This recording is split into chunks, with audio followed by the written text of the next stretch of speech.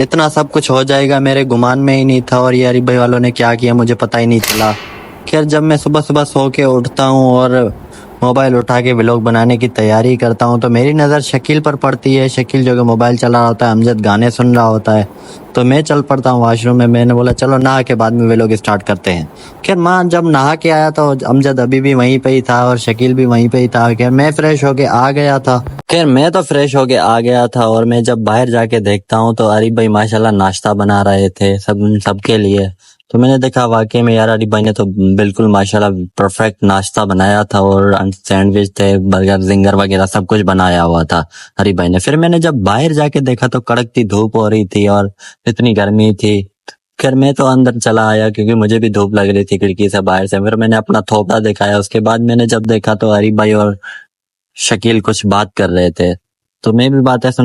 खैर इनकी बातें हो रही थी और ये बोल रहे थे क्यों ना गर्मी और इनमें कुछ ठंडा बनाया जाए। मैंने बोला वाकई में गर्मी में और गर्म फूड खाना भी जरूरी नहीं है। तो मैंने भी बोला ठीक है चलो आप बनाओ। तो खैर अरीब भाई ने जैसे हाथ लगाया तो इसमें कोई चीज नहीं थी। मैं भी हैरान हो गया। उसके बाद जब अमजद आया, अमजद ने भी हमें सलाम किया। खैर अमजद ने का हमने सलाम का जवाब देकर अरीब भाई ने बोला जल्दी जल्दी जाओ जाके नीचे से क्रीम और मैंगो की आइसक्रीम लेकर आओ। खैर मैंने दरवाजा खोला, एक बार तो खुला नहीं दरवाजे को, फिर पीछे खींच के दरवाजा खोला और चप्पल पहनी।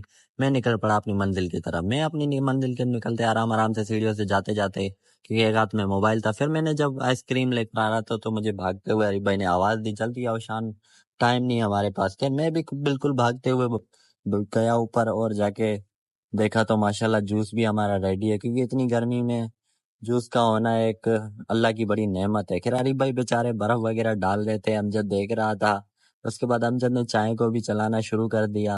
खैर उसके बाद मैंने सोचा एक चीज की अभी भी कमी है। फिर मैंने जल्दी जल्दी फ्रिज से बर्फ निकाली, क्योंकि बर्फ भी हमें डालनी लाजमी थी दूध में, क्योंकि अभी गर्मियों का मौसम है और ठंडा ज्यादा ना हो तो आपको मजा ही नहीं आता। खैर मैंने अरीब भाई को बर्फ दी। अरीब भाई ने बोला इसको निकाले कैसे। खैर उसके बाद हम सारे एक साथ बैठ गए और अरीब भाई ने बोला नाश्ता अल्हम्दुलिल्लाह रेडी हो गया है, सब तैयार हो जाओ खाने के लिए। उसके बाद पे शोएब नाचने लगा, क्योंकि शोएब को खुशी हो रही थी।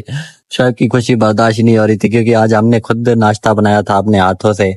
अमजद की नजर पड़ जाती है क्रीम पे। अमजद क्रीम को पूरी मुंह में डाल लेता है, क्योंकि बेचारा अमजद को भूख लगी थी। उसके बाद हम आ जाते हैं आराम करने, क्योंकि नाश्ता सब कुछ रेडी हो गया था। सारे चिल माहौल में आराम कर रहे थे। मैंने भी बोला चलो आज आराम ही किया जाए। खैर उसके बाद शायद खैर नाश्ता बनाने के बाद हम तो सारे आकर बैठ गए थे, लेकिन अरीब भाई थक गया था। अरीब भाई जब हम नाश्ता कर रहे थे तो अरीब भाई के कुछ ये अल्फाज है, सुनिएगा आप लोग। बस क्या कान पड़ गई इसको बनाने में। चलो बिस्मिल्लाह। खैर वाकई में